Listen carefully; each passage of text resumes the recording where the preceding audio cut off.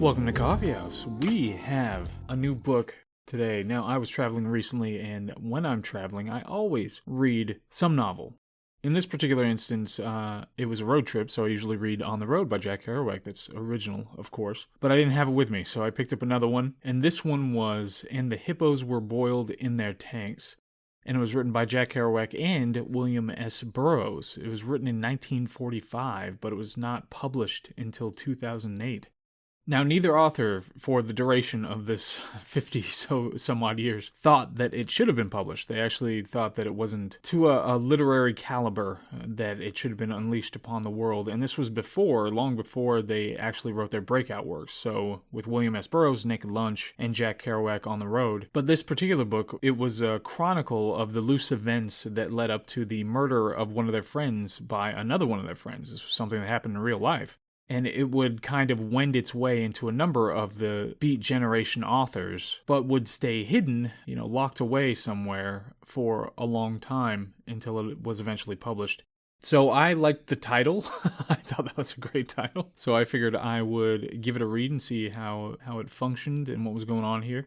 As always, we will go through the contents, then do a little of an analysis where we talk about the kind of virtues and vices of the book, and then we'll do a big picture thing here. I am actually going to have a new book coming out next month. That's November. That is going to be another collection of critiques of various amateur writing. So it's just jokes and vastly overcritical observations about writing. And I would greatly appreciate anybody who wants to check that one out. But for our purposes here, we are moving on to the contents. And the hippos were boiled in their tanks.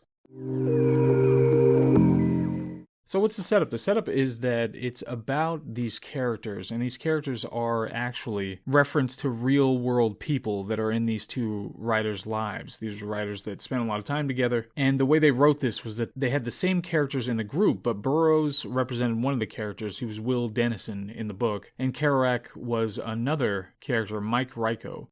Which I didn't like that name. It makes me think of, what's his name? Was it Casper Van Dien or some other person in that one movie? The only good bug is a dead bug. Why can't I remember this movie? Anyway, that's what it makes me think of, Mike Ryko. I don't remember. Oh, I think the guy's name was Rico. Is that why? Anyway, so they represent these different characters, and they write from the perspective of those different characters. But it's part of the same group.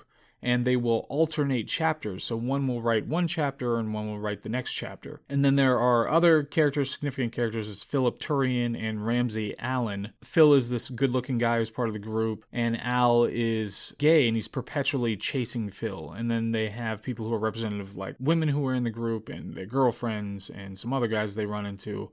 But we start with Burroughs. Burroughs writes the first chapter, and it's Beat Generation, so it's not sci-fi or political intrigue. It's a bunch of hippies getting high, getting drunk, having sex, and talking flippantly about philosophy. They go to bars, they try to get jobs, they drink and do drugs, they meet girls, they meet new people, they have run-ins with police, they do some traveling. But the title, and this is something one can think of and wonder about, but the title apparently came from a radio broadcast.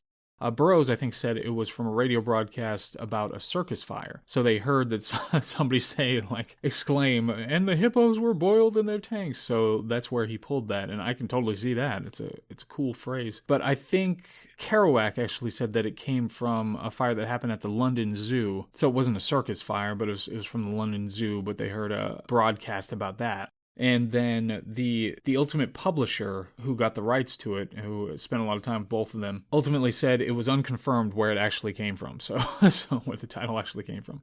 But you could stretch, I was wondering thematically what it actually meant, the title, and you could stretch it a bit when we get into kind of the character and the culture around it. You could stretch it a bit to try to make it fit, but I'm not sure if it was just something that they heard that sounded cool, so that's why they threw it in there. But the actual story, it's about, friends and family of this group, their real-life counterparts, and the kinds of things that they would get into in real life, just chronicled in this deal. Like there was one incident, and this is something that I think culturally is something that you see in other Kerouac's writings and characterizes kind of the Beat Generation, is you'd have one character who talks about something that seems like it's supposed to be some profound philosophy. that he's coming up with. So you consider it for a moment, and the main character would consider it for a moment, but then kind of poke holes in it and challenge it a little bit, and it would fall apart. And so you wonder thematically whether that is important. That's specifically what it's about, and you'll see later when we really go into it. But these aren't the world beaters and heroes that you see in other stories. It's not the Odyssey. It's not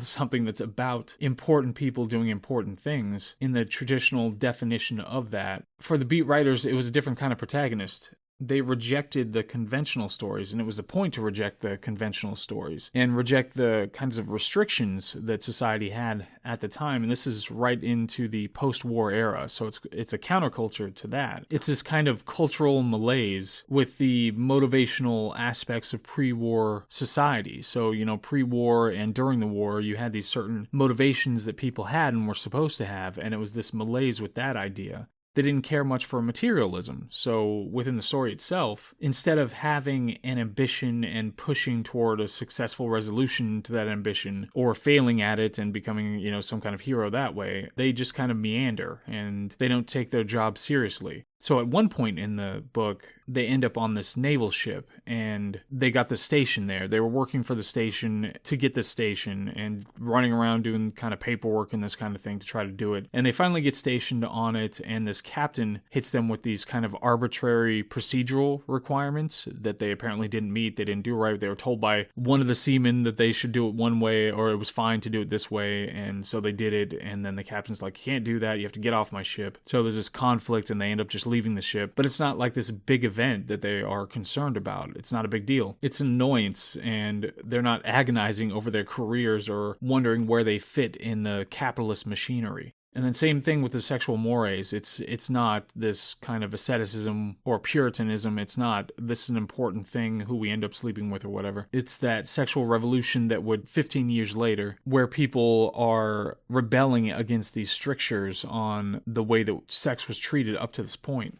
So they would have girlfriends, but they would flirt with others, and it wasn't treated as some kind of an important plot revelation or something like that, or an emotional upheaval or anything. It's just a bunch of things that happened. They travel a bunch, they take drugs, and they're concerned about getting drugs in various instances, and they get drunk, they do a lot of drinking. They'll have events where they're just, Dennison, he'll be sitting in the room somewhere, and then the crew will go up to the roof, and they'll have their kind of respective events going on there where not a whole lot happens. And like I said, they don't even take any kind of deep philosophical ideas or deep truths around that very seriously. But ultimately, as you run through this and they go through all these events and they meet these people and deal with girlfriends and all that sort of thing, you have their friend Al, who after an entire book, he would confide in the characters and the Dennison character and the Ryko character. He would confide in them about how he felt about Phil and how he found him really attractive and didn't know how to deal with it, and would try to make him notice him but didn't want to manipulate him into it. He wanted to really be loved by this person, and ultimately it goes too far, apparently, for Phil, or so Phil alleges, and when they're alone somewhere, Phil ends up killing him. And I think the way that the killing happens in the book is that he hits him with a blunt object and pushes him off of a roof. He kicks him off of it. The body, the maybe lifeless, but maybe having a little bit left in him body that he pushes off the roof. So then after having done this, he goes to both Dennison and Ryko, and he talks to them about what had happened and what he should do. Ryko hangs out with him. They go do a few things, but he suggests that he should leave, and then ultimately doesn't leave, but they get arrested and all this sort of stuff. Now, it could be thematically, it could be just another way to show that it wasn't about the societal norms. There's a further rejection of that, just like with sexual mores or the use of drugs in general, eschewing the rules around that. It could have something to do with that thematically, but of course this is a real event. This is something that actually happened. So that's kind of the final unraveling of the book, and I think we can just go into the analysis here. So this can be tedious. There doesn't seem to be a point. There's no overarching idea or arc. It is, when it comes to the canon, especially with On the Road, that's the one that I love, is On the Road. It has my favorite quote from literature. But when it comes to the canon, it's something that has to be stuck in there. It's something that made sense coming after World War II and the Greatest Generation and the kinds of meaning that the sons and daughters are going to find after the Greatest Generation did something so monumental. It's like they have to find some kind of meaning. They have to find their counterculture. So it makes sense to have this in the canon. Of course, this book isn't, but I mean, something like On the Road. But even this kind of cultural approach to what art is, it makes sense, but it can be tedious because you don't have kind of a drive. You don't have a meaning at the end of it that you're chasing. A lot of times it's just the atmosphere of what the people are and what they do, and that kind of recorded malaise of the era that would be fully expressed once you get to the 60s. It has some kind of importance, and you can get that feeling from it, but sometimes it's just like, okay, they're doing this, and now they're doing that, and they're doing the other thing, and it's like, okay, what is the point of any of this? On top of that, you have two writers. You have Burroughs and Kerouac, who two very important writers nowadays. And there's not anything that comes from the alchemy of their trade-off here. You know, they're tagging each other in, but there's nothing special that comes from that. I generally liked Kerouac's chapters better. I think his writing style was more interesting to me, just in general. But it didn't seem like some kind of synergy between the two, where they were playing off of what the other one did with the characters or anything like that. That's something you could see if you had some other authors, I'm sure, who took more care or had more of an interest in character and plot and structure and the thematics behind it. If they were playing off of each other and kind of one-upping each other and something like that, you could see this kind of really interesting synergy if you had two people writing a book. But in this, it just seemed like they were each doing their own thing, and there wasn't much of a grand arc anyway, so what did it matter?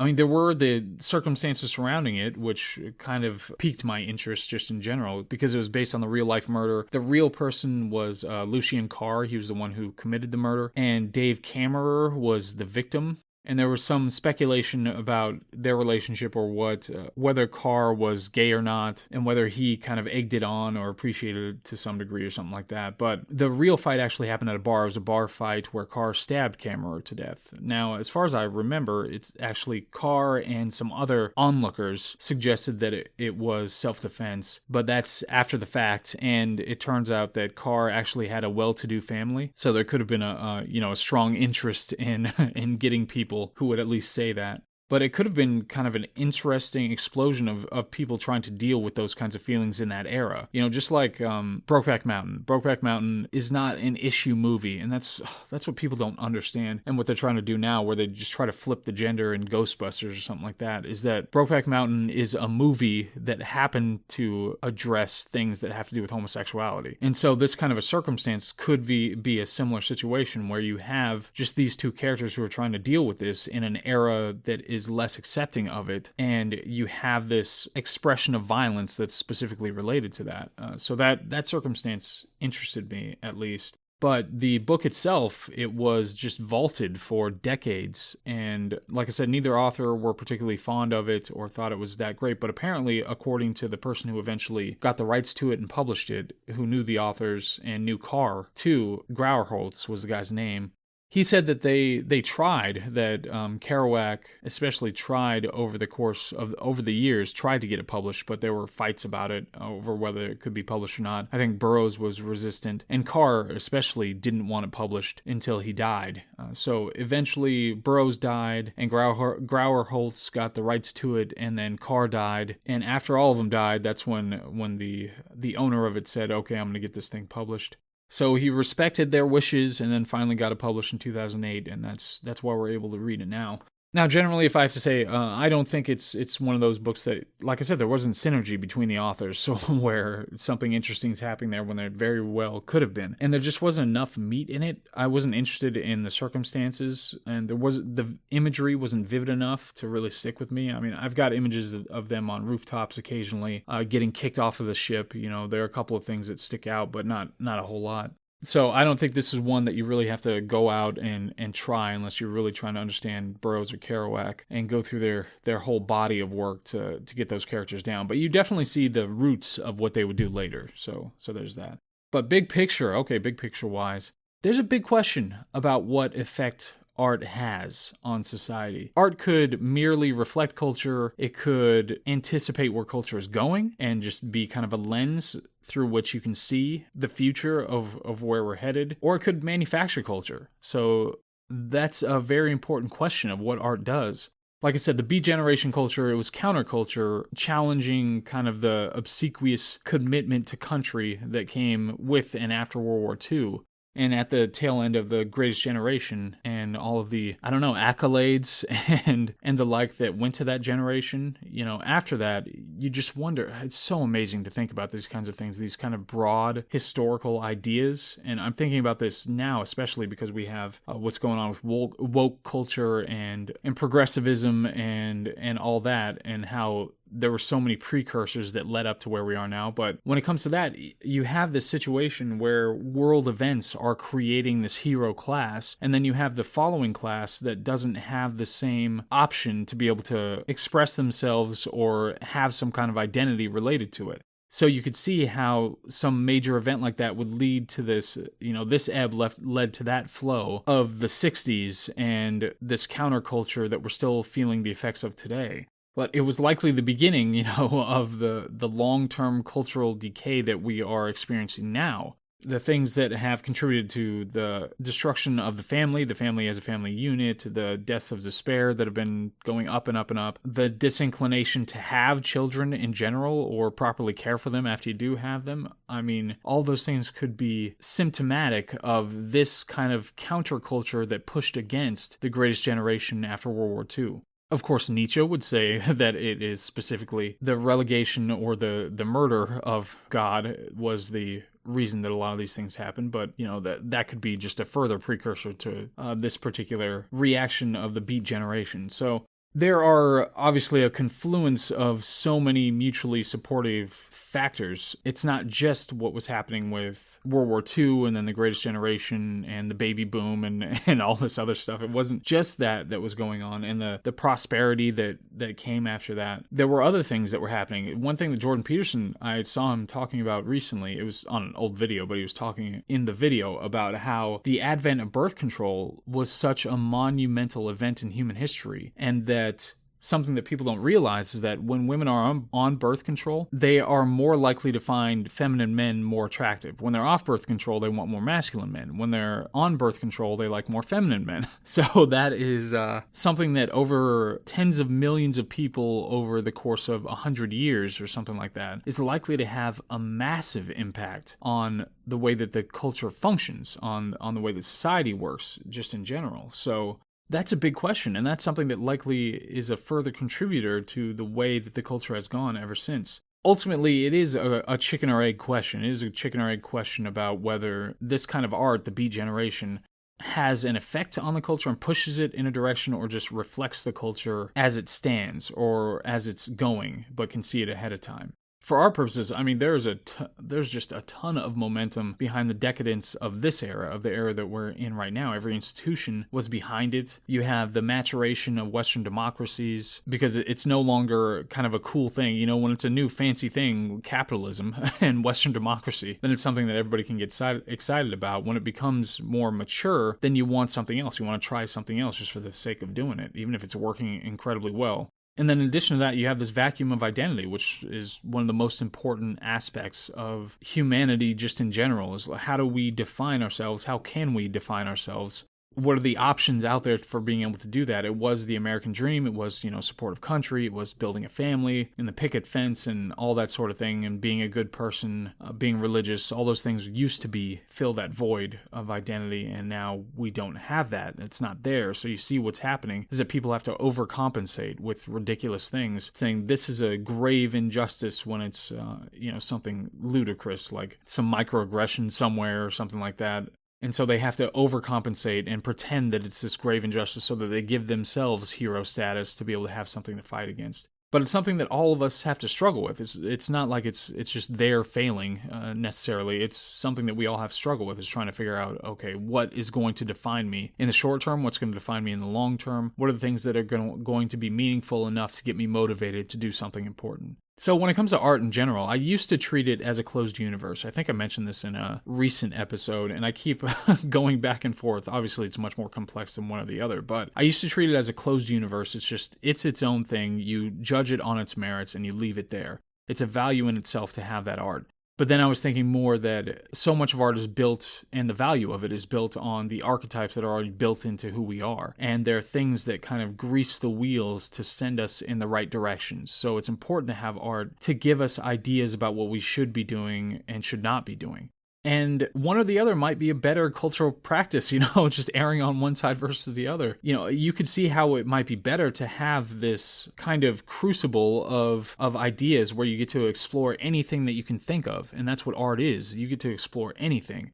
You can be whatever you want to be. You can try to find out what it would be like to be, a 19th century murderer of prostitutes. You're going to try to figure that out without having to go out and do that. And that could be a very important way that we try to understand different ideas and try to figure out different modes of behavior and see if that's the right one to do or not. Or on the other hand, it might be much more important to have works of art that do try to send us in one direction versus another, and do try to say, no, you should be doing this and you shouldn't be doing that, as opposed to, so that it's not a closed universe, that it should be reaching its tentacles out into the way society functions and human psychology and all that sort of thing to get us heading in one direction or another. And there are reasonable arguments on either side. The thing is that art can communicate archetypal truths more effectively than a discussion or a nonfiction book. Like a discussion or a nonfiction book, even if you're incredibly knowledgeable and you put all the citations in there and you have a great arguments, well written, all those sorts of things, it's not necessarily the case that people are going to be able to pick up that much information at once. Whereas when you have archetypes that you're building on top of each other, those are things that people are going to be able to pick up more effectively and hold with them more. It's the storytelling aspect of, say, a case or something like that is going to stick with a juror more effectively than just simply pointing out something that's empirically true. So who knows, when it comes to art, it might be a more important source of culture rather than just a reflection of it, but that's something that we really have to figure out. We really have to come to some kind of terms with that. It's going to be a moving target like everything else with humans because we can't just have it simple, but it is something to take into consideration when you're thinking about writing that novel or painting that painting, or you're just criticizing some work of art. It's like, what is it actually doing? What should it be doing? Anyway, so that was KawFee Haus. So like I said, I got a book coming out in November. I will hope, I think we only reached, what did we reach on it was like number 600 or something on the last one on like just the comparative literature category. I hope it was fun. I have so much fun writing these things. And I think I'm just going to do an audiobook too, because I think it's much easier. But so I think I'm going to do that and see if that's a little easier for people to imbibe in our very, very busy lives. And then we'll see how it goes from there. But this is KawFee Haus. I greatly appreciate you listening. I hope all is well, and I will see you on the next one. All right, bye.